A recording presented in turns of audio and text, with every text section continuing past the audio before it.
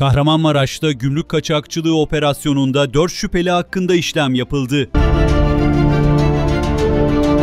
Kahramanmaraş'ta gümrük kaçağı malzeme ile sahte plakalar ele geçirildi. 4 şüpheli hakkında adli işlem yapıldı.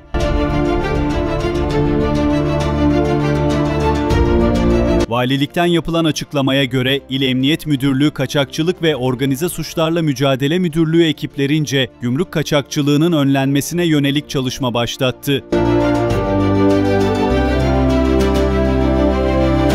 Belirlenen adreslere operasyon düzenleyen ekipler 89 sahte plaka, 2421 paket gümrük kaçağı sigara, 260 paket içerisi kıyılmış dolu makaron ele geçirdi.